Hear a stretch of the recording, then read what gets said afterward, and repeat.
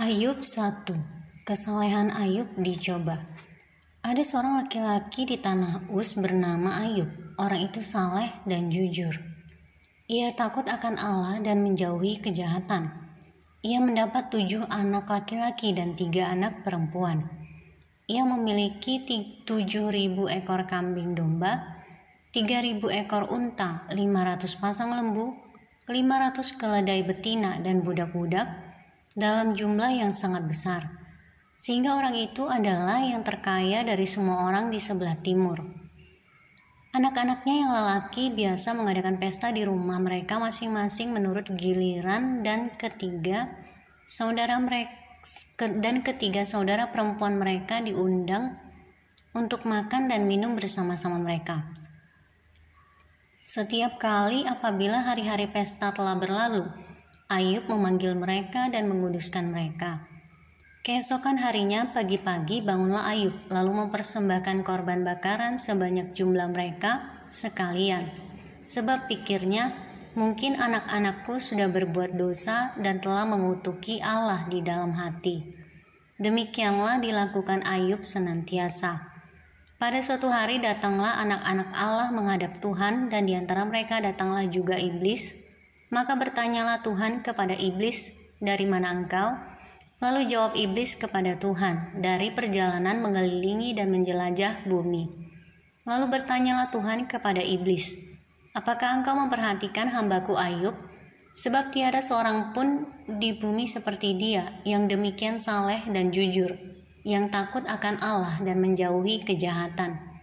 Lalu jawab iblis kepada Tuhan, "Apakah dengan tidak mendapat apa-apa Ayub takut akan Allah? Bukankah engkau yang membuat pagar sekeliling dia dan rumahnya serta segala yang dimilikinya? Apa yang dikerjakannya telah kau berkati, dan apa yang dimilikinya makin bertambah di negeri itu. Tetapi ulurkanlah tanganmu dan jamahlah segala yang dipunyainya. Ia pasti mengutuki engkau di hadapanmu."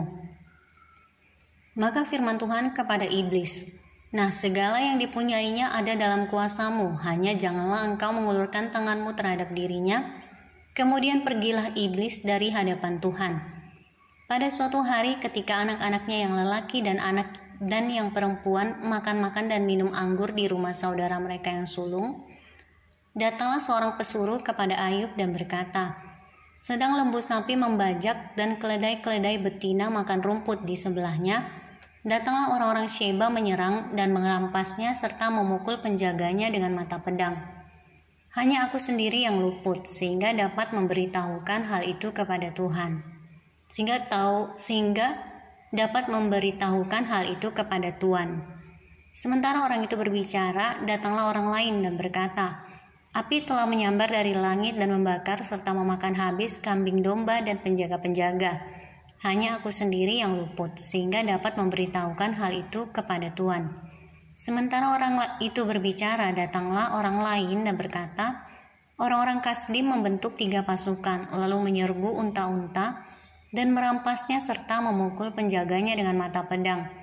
Hanya aku sendiri yang luput, sehingga dapat memberitahukan hal itu kepada Tuhan." Sementara orang itu berbicara, datanglah orang lain dan berkata, "Anak-anak tuan yang lelaki dan yang perempuan sedang makan-makan dan minum anggur di rumah saudara mereka yang sulung."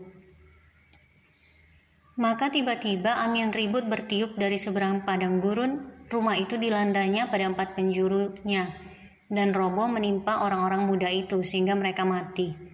Hanya aku sendiri yang luput, sehingga dapat memberitahukan hal itu kepada Tuhan. Maka berdirilah Ayub, lalu mengoyak jubahnya dan mencukur kepalanya.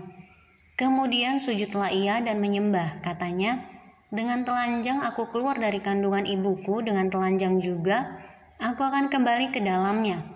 Tuhan yang memberi, Tuhan yang mengambil, terpujilah nama Tuhan." Dalam kesemuanya itu Ayub tidak berbuat dosa dan tidak menuduh Allah berbuat yang kurang patut.